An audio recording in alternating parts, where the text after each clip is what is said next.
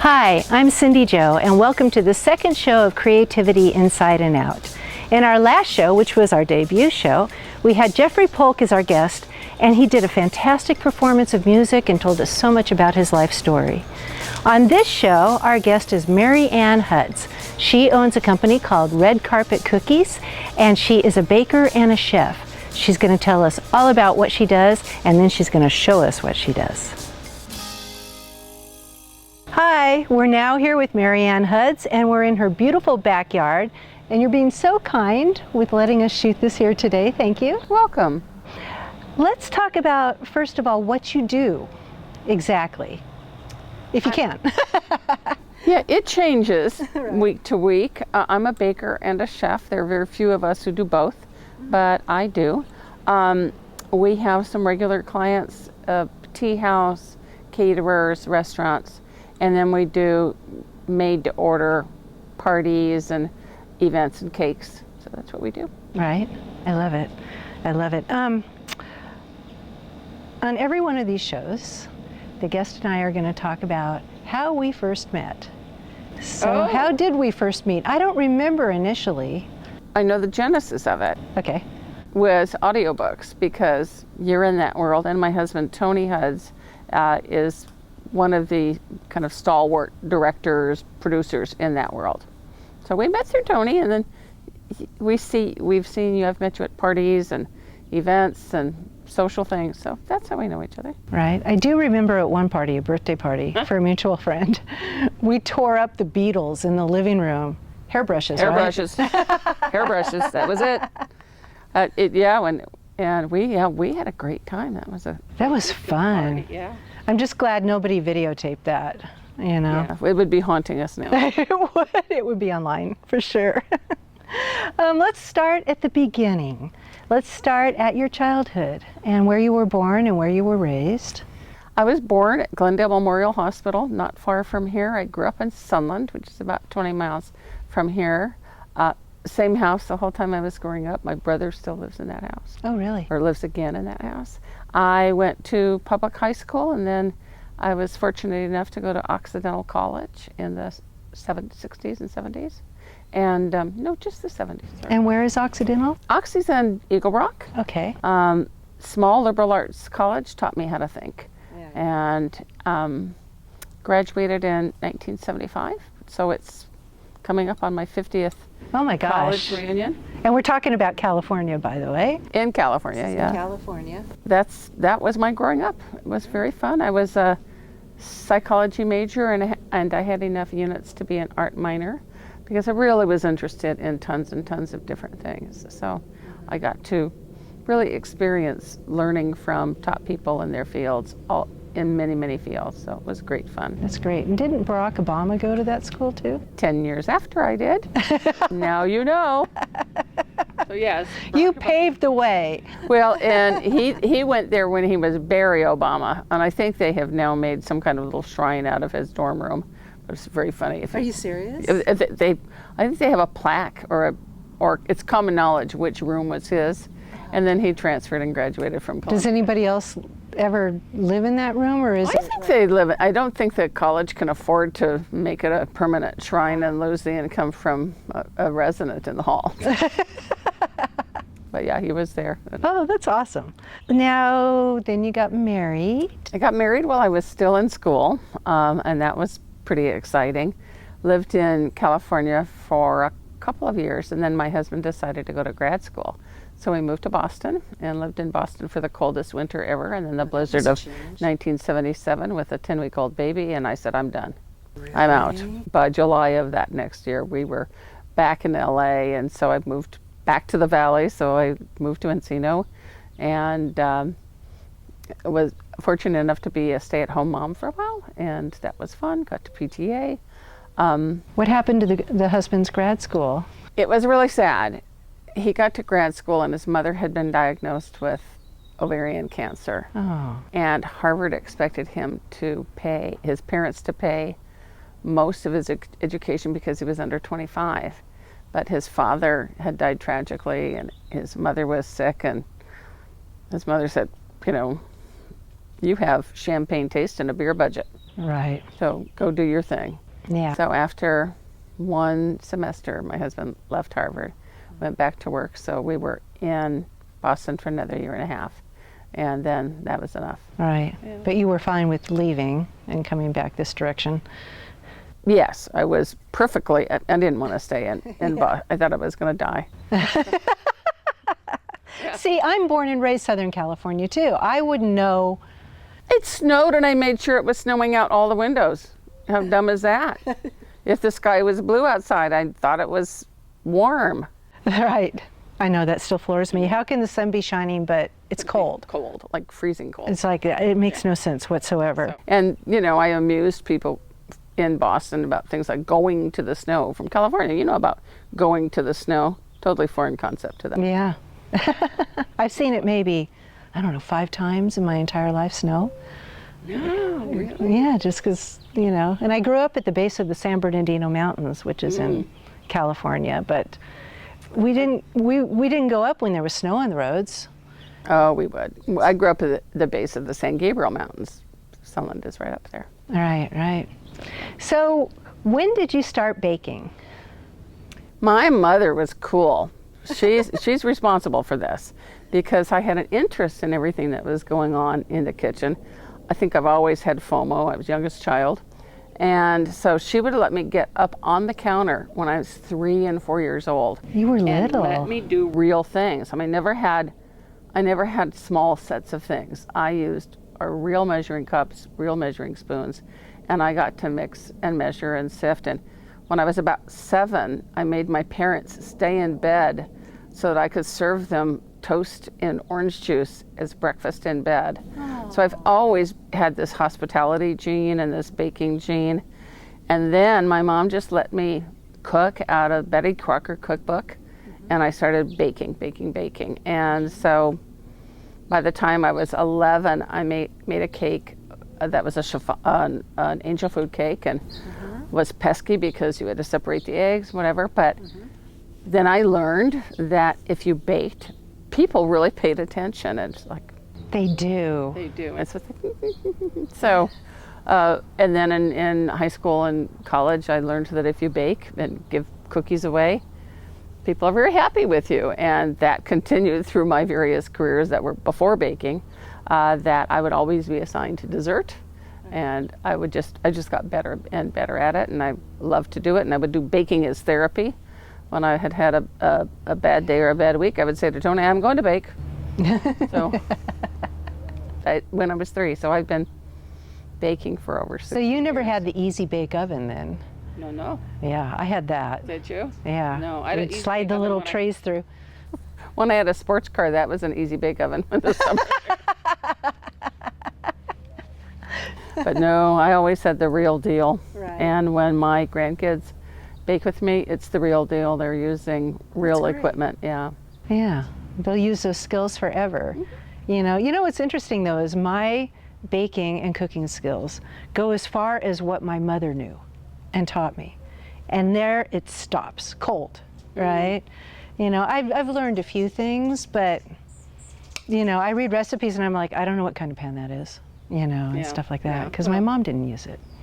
And I learned from my grandmother. My grandparents lived in a trailer park, and they would have a monthly pancake breakfast for all the residents. And she took home the leftover pancake dough and turned it into the most astonishing cinnamon rolls that you can possibly imagine.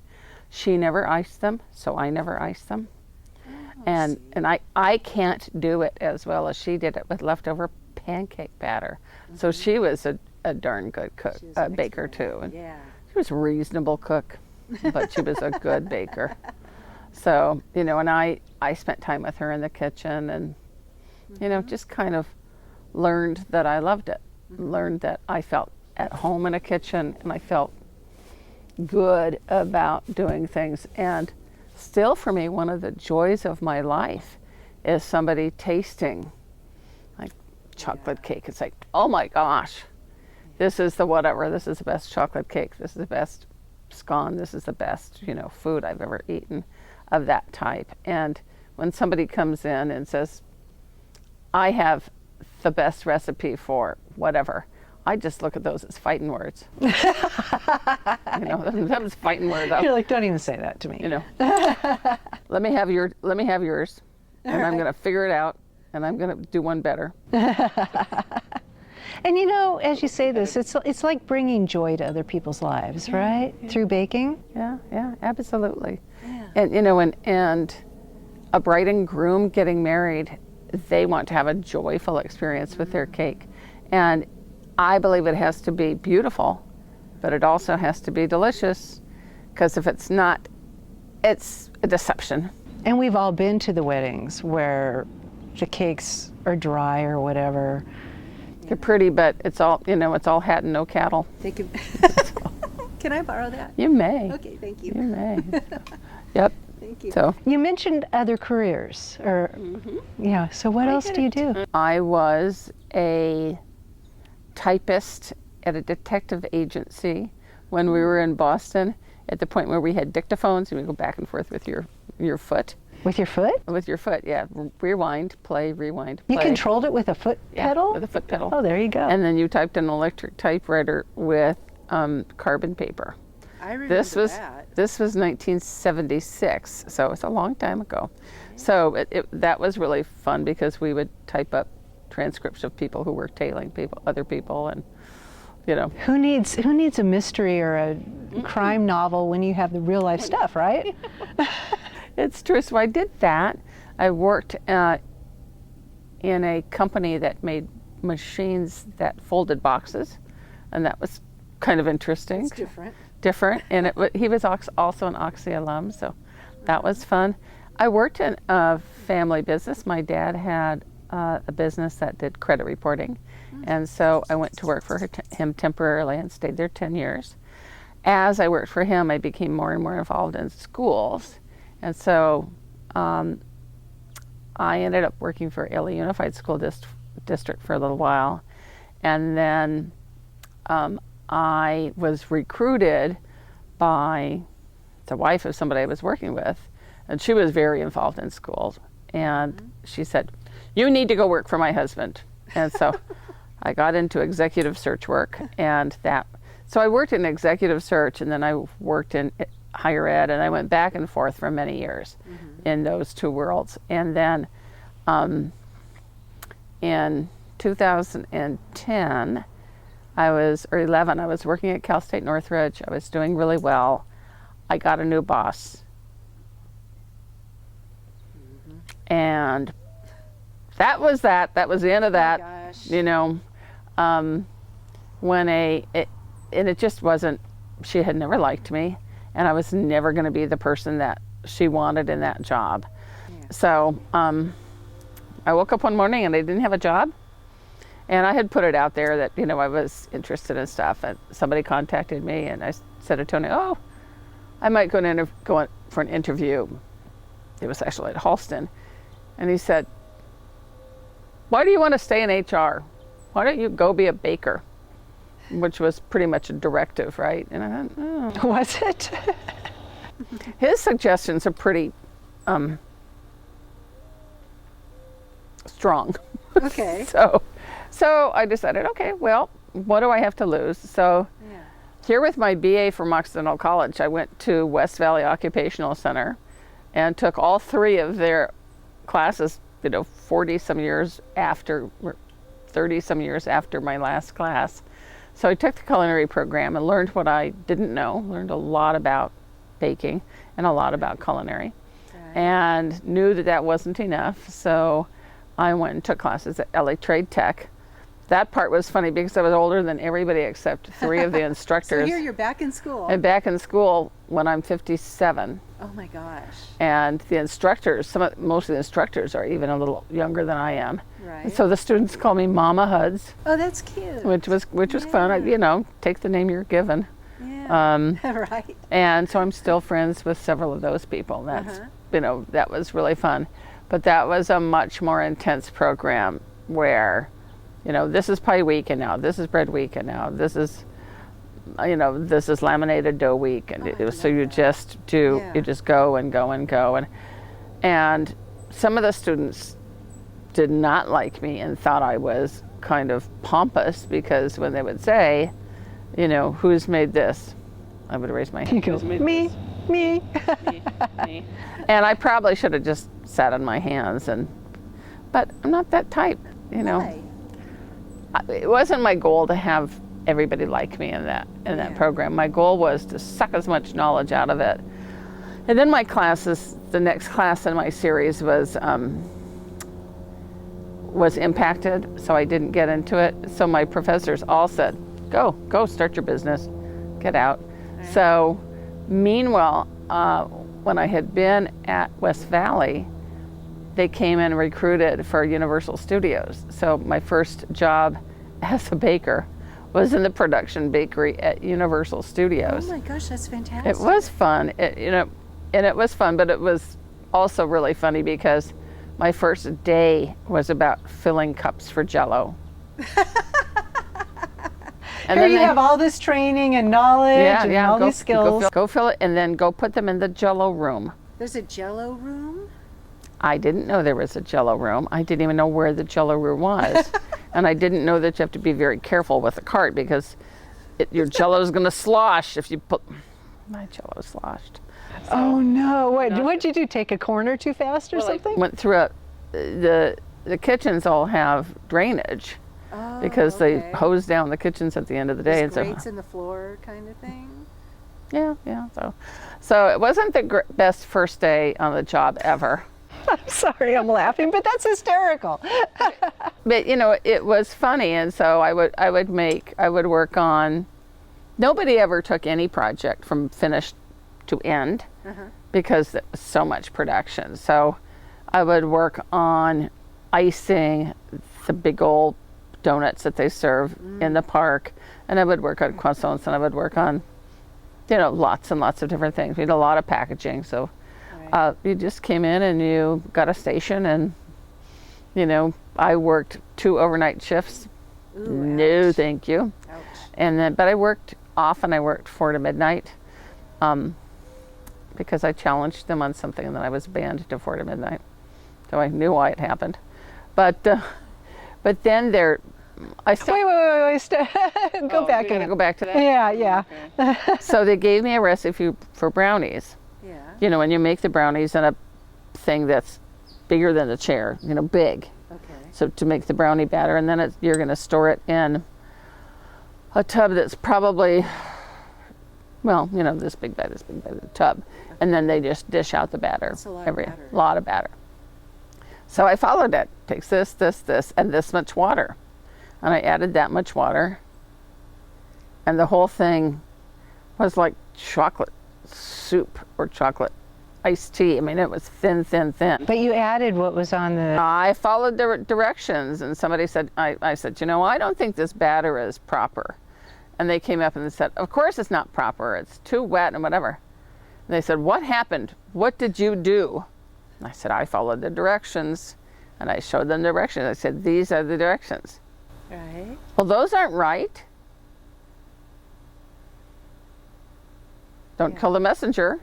Yeah. And so it was too hard to fix that batter, because they would have had to like Add flour. add all sorts of stuff for, you know, it couldn't be the base. It was just too difficult. So they lost that whole batch of cocoa powder, and you know, the cocoa powder, that's Hadn't expensive. somebody else followed the same directions before? My guess would be they knew that it was wrong, or nobody had. Maybe they had written it just for me, and somehow some brain fart came in there and they had it. Whatever it was, I followed the directions, and when the head of the bakery said what happened, and I said, this is not my deal. Yeah. This one's not mine, because I followed directions. Banned to 4 to midnight. Banned, you know. So yeah, so I was banned from 4 to midnight to the 4 to midnight shift, which made life really interesting, because Tony worked pretty standard hours. Right. I would get home at 1 in the morning. He would still be up because he's a night owl. We'd have between 1 and 2 to talk. Right. We would both go to bed. He would get up and go to work. And so he'd be gone before I really got up. Right. And So then you get some I would leave at 2:30 in the afternoon because you have to change your whatever. Yeah. He wouldn't be home from studio yet. Right. And so that was, anytime I was working during the week, that was our schedule. And I now know that you can do anything for 6 months because that lasted for 6 months. And then they had a schedule thing where they would email you your schedule. They forgot to email me the schedule, or their system got all broken. And I went to work one day and they said, well, you're working tomorrow night. And I said, nope, I'm quitting. Thanks you, everybody. Nice. Nice. So yeah, I'm Yeah. too old to fiddle around with Yeah, stuff. exactly. Yeah. So, but I learned what I needed to learn. I got paid $10.50 an hour, which was like being paid to go to grad school. It was a little supplement. Right. So it was a paid education. It was a paid internship. That's how I Yeah. looked at it, and have stories to tell about funny Right. things. And Right. And then you decided, was that the point where you decided to start your own company and bakery? It was decided that, okay, I'm ready to do it. I thought, okay, I don't know how to do the business end of it, Yeah. but let's check that out. So I went to a local business development group, and I went through a 10-week business planning, and of course none of that came true. But they taught me how to set up my LLC. They talked about different things. Those things you have to know, yeah. So I learned another aspect of it, and I became one of the first 100 kitchens licensed by LA County through what's called the Cottage Food Law. And what is that? So that's a law that allows you to legally have a home-based food business. Oh. So there are a lot of rules. It's rules about how you store things, how you label things. There are rules about what you can sell.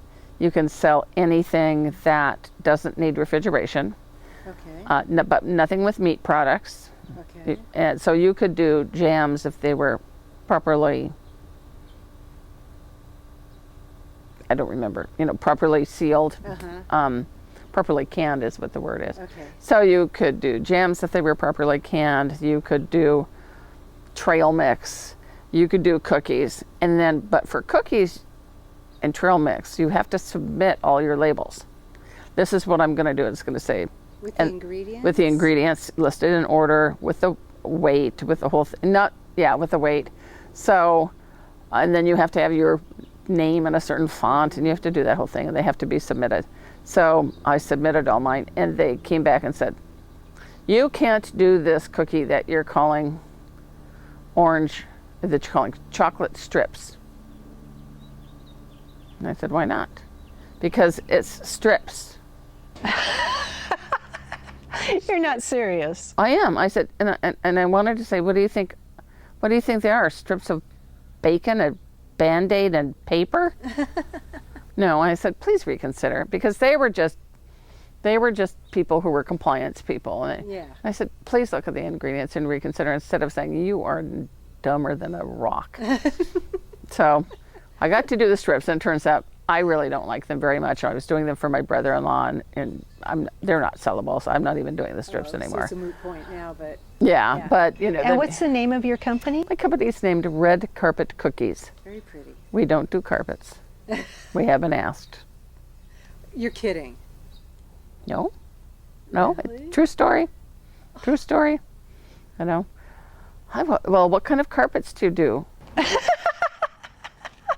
We don't do carpets. Can you see the whole company name?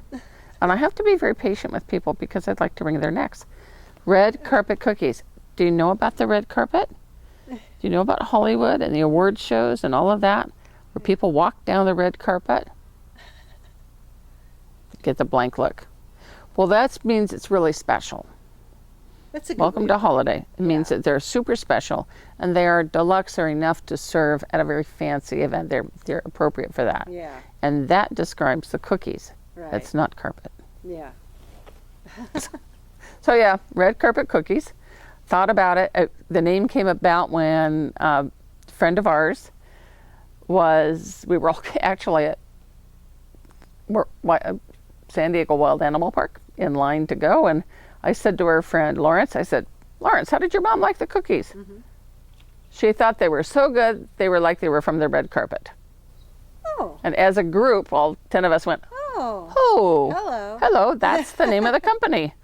So the next day, we saved the name with the registered people or whatever.